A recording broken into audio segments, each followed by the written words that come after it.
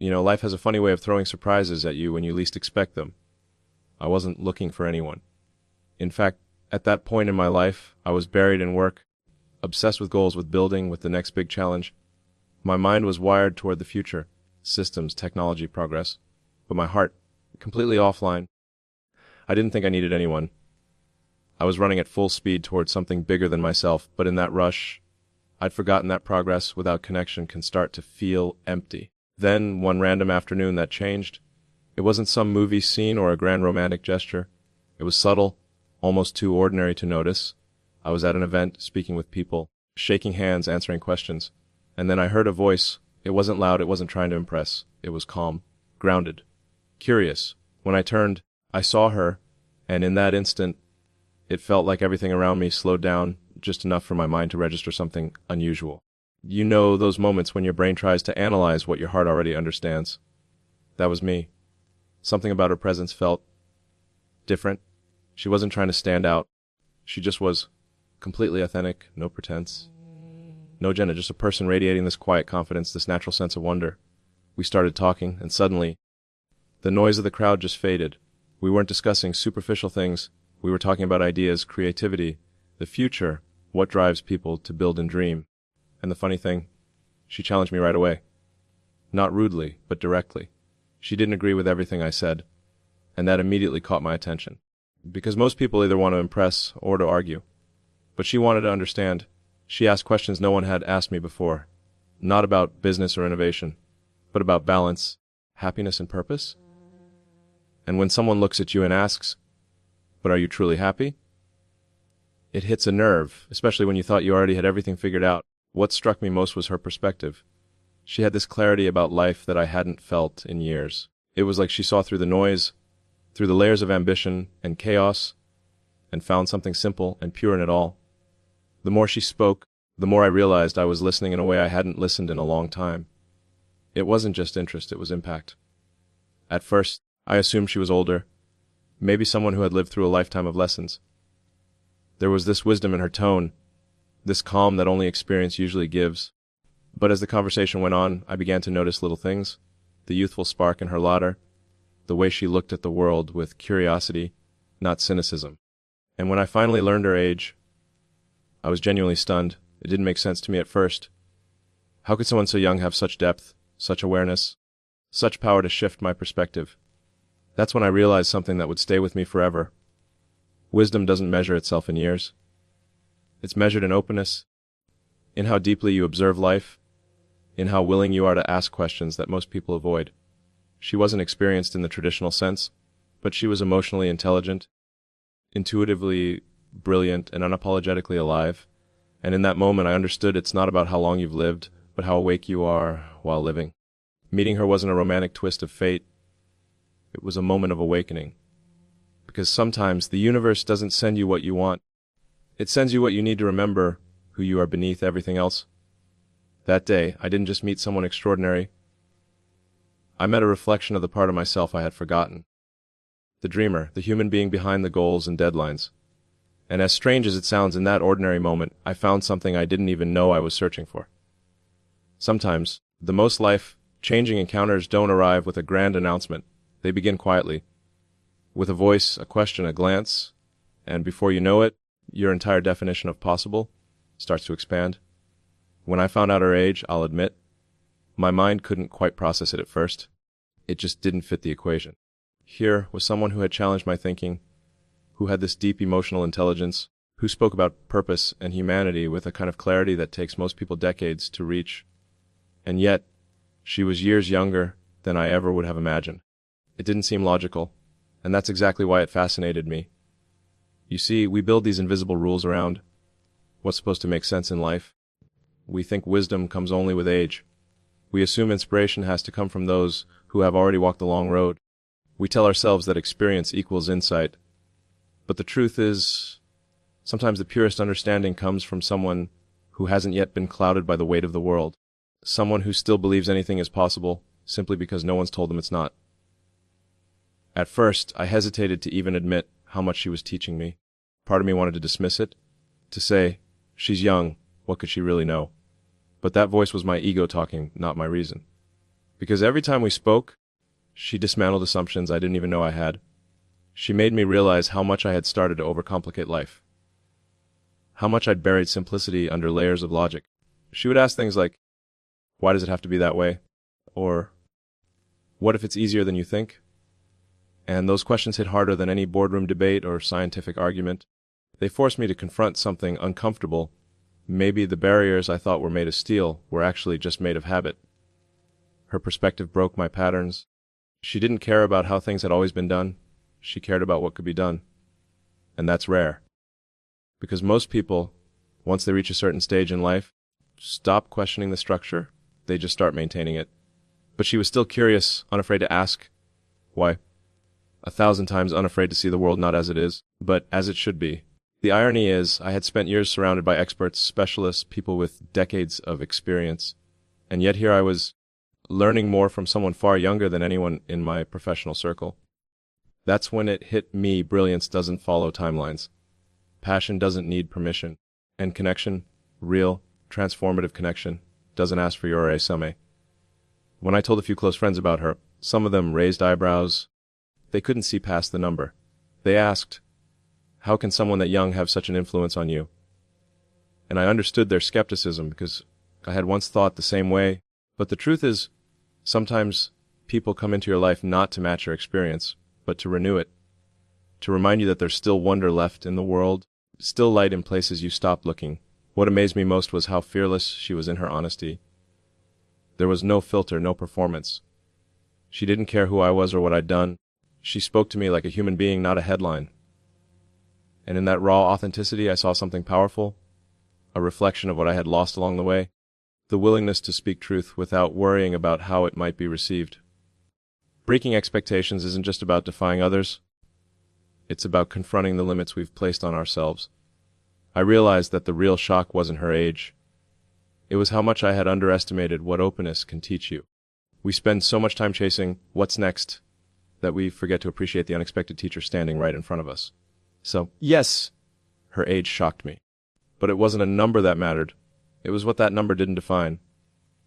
It didn't define her insight, her courage, her ability to see the truth when everyone else was distracted. And that forced me to rethink something fundamental about progress and connection. Maybe innovation doesn't just come from inventing new things. Maybe it also comes from rediscovering old truths, the ones we forget as we get older, busier, more rigid. She reminded me that life isn't linear. Growth doesn't happen in chronological order. Sometimes the youngest voice in the room carries the oldest soul. And sometimes the person who changes your life the most is the one you least expected. Not because of their years, but because of their clarity. That's the thing about expectations. They break easily when the truth walks in. The more time I spent with her, the more I realized she wasn't just someone I admired. She was teaching me lessons I didn't even know I needed to learn. And these weren't lessons about business or science or success. They were about life, the kind of truths that sit quietly underneath everything else, waiting for you to slow down long enough to notice them. One of the first things she taught me was patience. Now, I've always believed in moving fast, iterate, build, improve, repeat. That's how progress happens. But she showed me that speed without awareness can make you miss the very beauty of what you're building. I remember one evening when I was restlessly sketching ideas for a new project, thinking 10 steps ahead, while she was simply watching the sunset. I asked her what she was thinking about, and she said nothing. Just how the sky never rushes to change, and yet it always does. It sounds simple, but it stopped me cold. Because that's exactly what I wasn't doing, allowing things to unfold naturally. She made me see that some progress happens not when you push harder, but when you pause long enough to see clearly. She also taught me humility, the kind that comes from seeing the world without filters. One day we were walking through the city, and I was complaining about something that, in hindsight, didn't really matter. She looked at me and said, "You know, most people would be grateful to have the problems you have." There wasn't judgment in her voice, just perspective. And that hit me harder than any criticism could, because it's easy to forget how lucky you are when your life moves at 1,000 miles an hour. She reminded me that gratitude isn't about pretending everything's perfect. It's about recognizing that even the chaos is a privilege. Another lesson, maybe the most profound one, was about vulnerability. I've always been driven by logic, by systems and data, by making things work. But feelings, that's an entirely different equation. She showed me that strength doesn't come from hiding your emotions, it comes from understanding them. One night, I opened up to her about the constant pressure to always be on, to always have answers, to always lead. I expected her to respond with reassurance or advice. Instead, she said, "Maybe people don't follow you because you're always strong. Maybe they follow you because you're real." That changed something in me. Because for the first time, I saw that authenticity isn't a weakness. It's a form of truth, and truth inspires far more than perfection ever could. She had this uncanny ability to simplify everything. Where I saw complexity, she saw clarity. When I overthought a problem, she'd cut through it with one sentence. Once, when I told her about a massive setback that had frustrated me for weeks, she smiled and said, "You talk about failure like it's final, but isn't it just feedback?" That line stuck with me. Because she was right, failure isn't a stop sign, it's a signal. A guidepost pointing you toward a better direction. She made me realize that I had spent so long building the future that I had forgotten to live in the present. She reminded me to laugh more, to appreciate silence, to notice details, the sound of rain on metal, the hum of life in small moments that technology can't replicate. She said, the world doesn't just need innovation. It needs connection. And somehow, that felt like the most innovative idea of all. Every great breakthrough I've ever been part of started with a spark. A simple thought that challenged what was normal. She became that spark for me, not in business, but in being human. She reminded me that even the most forward-thinking person still needs grounding. Because all the progress in the world means nothing if you lose touch with the very thing you're trying to serve: people. I used to think lessons only came from mentors, from experience, from time. But sometimes they come from a voice that asks the right question at the right moment. Sometimes they come from someone whose view of the world is still unshaped by fear. She taught me that you don't need to have lived a long life to understand life deeply. You just need to be awake to it. And that's what she gave me. Not advice, not instruction, but awareness. Awareness of how to be present, to lead with empathy, to dream without ego.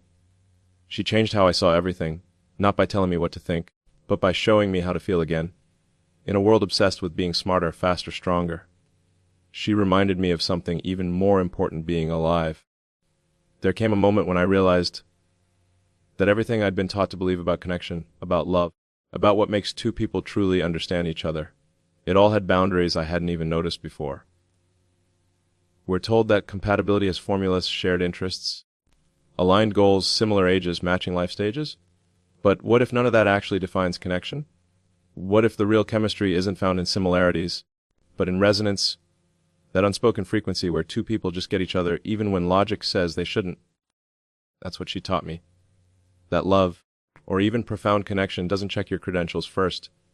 It doesn't ask how old you are, where you come from, or whether your timelines make sense on paper. It just happens. It's raw, unpredictable, and yes, sometimes confusing. But it's real, and once it appears, you can't unsee it.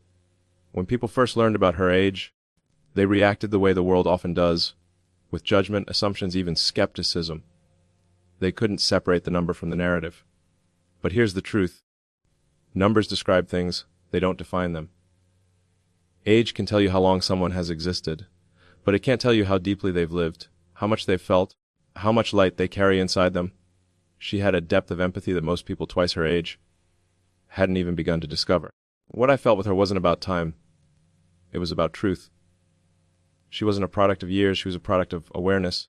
And when you meet someone who reflects that level of awareness back at you, it changes you. You stop seeing age as a measure of maturity and start seeing it as just another label the world clings to make sense of something it can't categorize. I remember one conversation that captured this perfectly. I told her that people wouldn't understand, that they might question, criticize, or try to frame it as something it wasn't. She looked at me, calm as ever, and said, "Why do you need them to understand something they haven't experienced?" That line silenced all the noise, because she was right. People fear what doesn't fit their expectations. But growth only happens when you step beyond what others find comfortable. Our connection wasn't about romance in the conventional sense. It was about inspiration, about being seen without distortion. She saw the person behind the title, behind the noise, and that's rare. When you're constantly in motion, constantly performing for a world that never stops watching, To have someone who looks at you and simply sees you is a kind of peace that no amount of success can replicate. And it made me realize something profound. Love, in its purest form, isn't about possession or permanence. It's about recognition. It's the soul way of saying, I see you, without any conditions attached. Sometimes that recognition comes from someone younger, someone unexpected, someone who holds a mirror up to your humanity and says, this is you, stripped of everything else. She reminded me that we've built this strange hierarchy around connection, where we assume wisdom flows downward from the old to the young. But what if it's not one-directional? What if inspiration is circular, constantly moving between souls who are open enough to receive it? She showed me that energy, not experience, determines depth. That openness, not age, determines how deeply you can connect. The irony is, the world measures everything in numbers, speed, revenue, reach, years. But the things that matter most, wonder, gratitude, love, can't be measured at all. They're infinite, and they don't follow the same arithmetic. She helped me see that. She made me realize that connection isn't meant to be logical. It's meant to be transformative. It's meant to remind you that you're human before you're anything else. And maybe that's the ultimate freedom, to love, to connect, to care without the need to justify it. To stop explaining your feelings in the language of logic and simply live them in the language of truth. Because at the end of the day, love doesn't care about your age, your status, or your story. It only cares whether you're awake enough to feel it. And when you finally do, when you allow yourself to see beyond the numbers, that's when life stops being measured in years and starts being measured in moments that truly matter. There's always a moment, one that you don't see coming, when everything shifts. For me, that moment didn't happen in a boardroom or during some breakthrough innovation. It happened in complete stillness, in a place so ordinary that it almost didn't make sense how powerful it felt. I was sitting in my office late one night, staring at a design model that wasn't coming together, exhausted and frustrated, caught between perfectionism and burnout. The world outside was quiet, but my mind wasn't. It was racing through equations, strategies, deadlines, the usual noise that never seems to stop. She walked in, saw me there, and didn't say anything at first. She just sat across from me and looked at the chaos of sketches and data spread all over the table. Then she said, softly, "You're chasing something that's already inside you." I didn't even understand what she meant at first. Inside me. What could possibly be inside me that wasn't already out there in a blueprint or an algorithm? But the way she said it, calm, certain, made me stop. She asked me, "Why do you always look for the future somewhere else?" And that question lingered like an echo, because it forced me to confront something uncomfortable. I had spent so much of my life building for tomorrow that I'd forgotten to live in today. I had been trying to engineer fulfillment, to design purpose as if it were a product. But purpose isn't built, it's discovered. And it often hides in the quiet spaces between ambition and awareness. That was the turning point. The moment I realized that success without presence is just motion without meaning. I had been so obsessed with reaching the next milestone that I'd forgotten why I started in the first place. She reminded me that innovation wasn't just about progress. It was about impact. It was about remembering the why behind the how. After that conversation, things began to shift in me, subtly at first, then profoundly.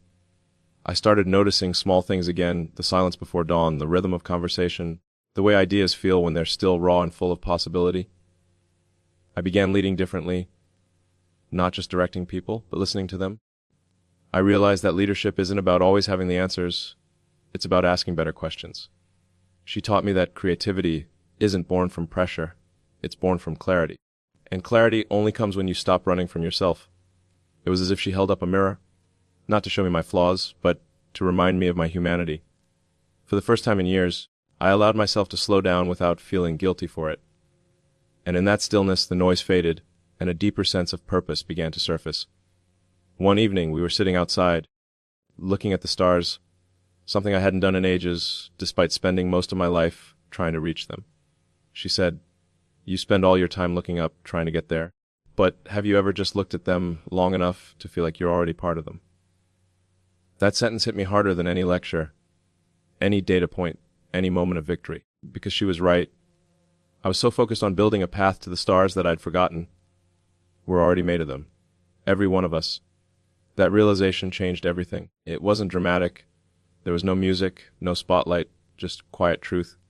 I started making decisions differently, not from fear of failure, but from trust and intuition.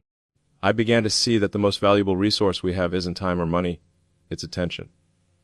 Where we place it determines the quality of our lives, and for years, mine had been scattered in 1,000 directions. She helped me gather it again. Sometimes, turning points don't come with grand gestures. They arrive as a single sentence, a single moment of stillness, a single person reminding you of who you were before the world told you who you had to be.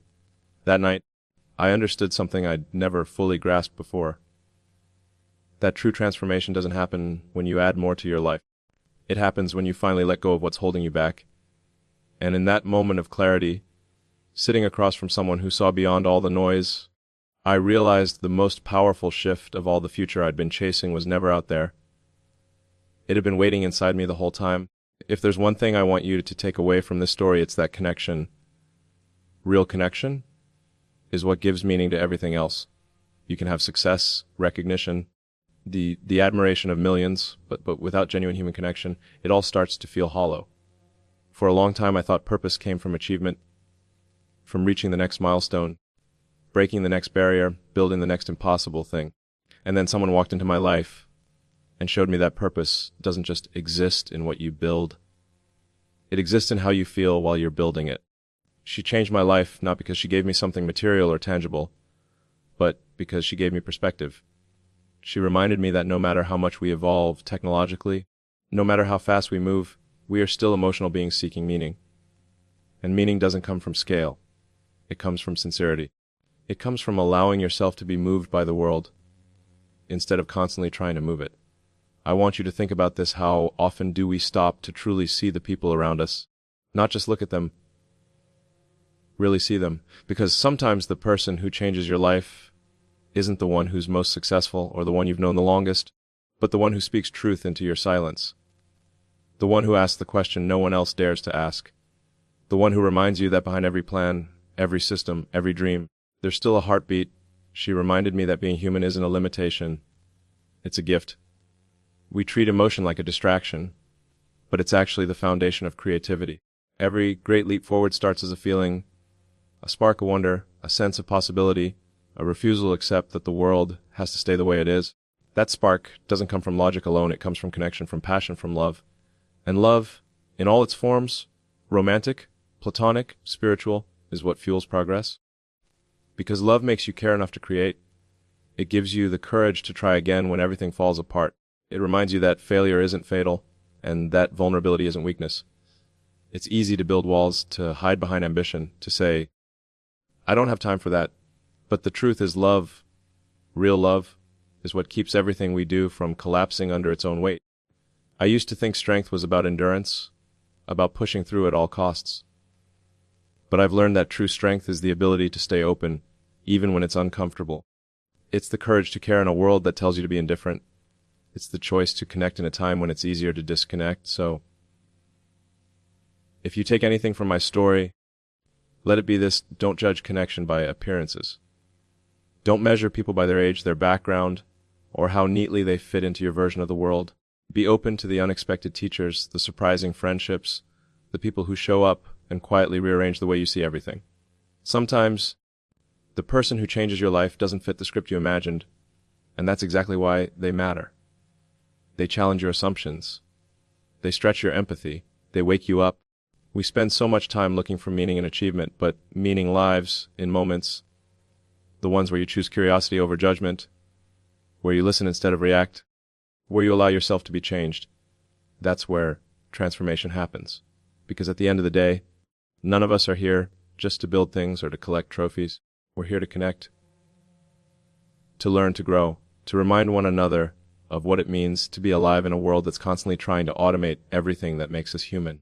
And if I've learned anything from her, from this experience, it's that life has a way of surprising you when you stop trying to control every variable. Sometimes the most extraordinary things happen when you simply stay open to them. So don't close yourself off to the unexpected. Don't be afraid to feel deeply, to be curious, to love without a rule book. Because one day someone might walk into your life unexpectedly, unassumingly, and remind you that the future isn't something you just build. It's something you feel,